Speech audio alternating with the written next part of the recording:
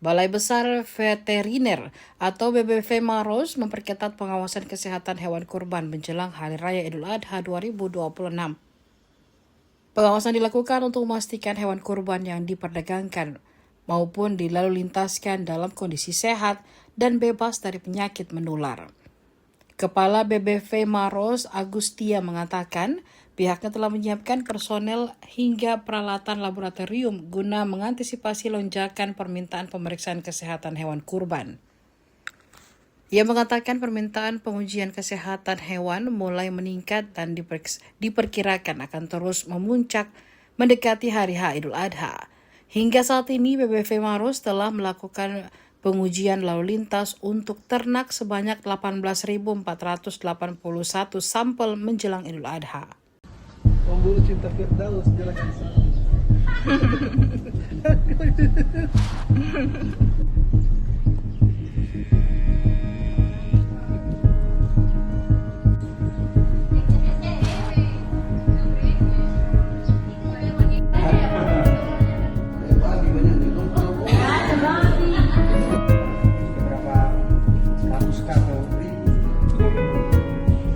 Yang di luar hewan kurban juga sama, semua dalam posisi terkait pada ayam, pada itik, pada kasus-kasus lain, semua dalam posisi terkendali. Termasuk juga teman-teman sekalian terhadap bahan asal hewan. Ada daging ayam, ada telur, ada daging sapi. Hasil monitoring kami secara berkala itu masih dalam batas normal.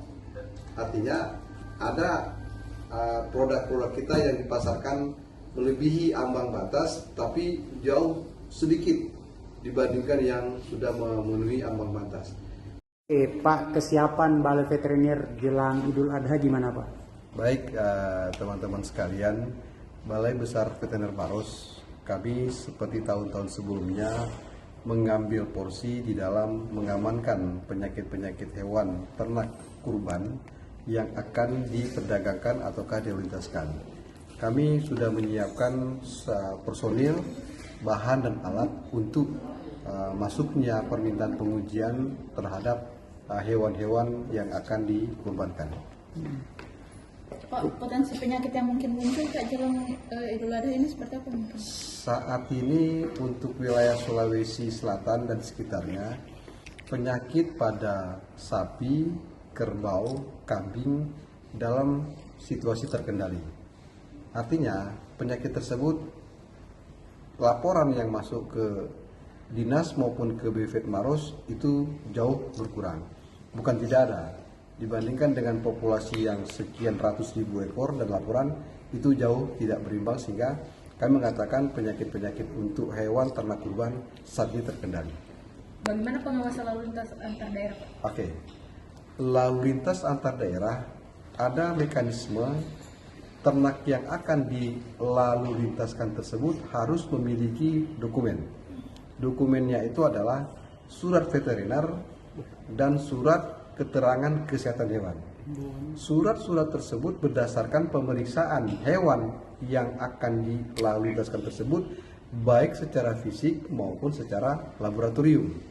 Nah, inilah salah satu prosedur yang kami lakukan untuk membatasi, untuk menjaga lalu lintas tersebut dilalui oleh ternak yang sehat, bukan ternak yang sakit.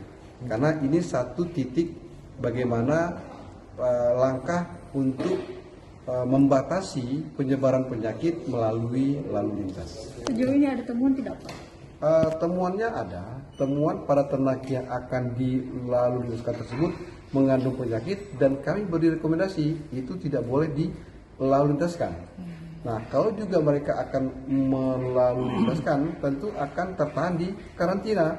Karena karantina juga akan periksa dokumen tersebut apakah sehat atau tidak. Berapa Pak jumlah yang ditemukan itu? Sedikit sekali. Sekitar berapa persen? Paling nggak sampai 1%. Itu sampai. Apa lebih spesifik mungkin untuk warga Pak yang kira-kira ingin menyembelih hewan kurban? Apa sih kira-kira yang harus diperhatikan? Mungkin ada ciri-ciri atau gimana Pak? Yang pertama untuk warga masyarakat Sulsel dan Sulawesi, ketika nanti akan membeli atau menggunakan hewan sapi kah, atau kerbau, atau kambing untuk dikurbankan, yang pertama lihatlah kondisi fisiknya. Sehatkah dia atau tidak? Yang kedua, kalau juga ada terlihat kondisi ternak tersebut tidak sehat, ya jangan dilanjutkan untuk proses kurbannya. Dengan ciri-ciri kalau pada hewan sapi atau kerbau, termasuk juga kambing, yang perlu kita waspadai itu ada penyakit mulut dan kuku. Ciri-cirinya adalah gampang sekali, dia melihat dengan air ludahnya berlebihan, berbusa di mulutnya. Nah, kalau itu sudah seperti itu, ya sudah, kita katakan itu sudah ternak yang sakit, jangan dipilih untuk diperdagangkan ataukah dikurbankan. Itu.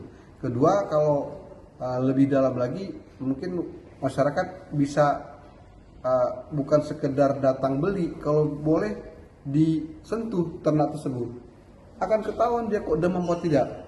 Kalau panas, waktu dia mau mendidih, pasti dia sakit. Nah, itu cara yang sederhana kita untuk memilih hewan yang sehat untuk dikurbankan.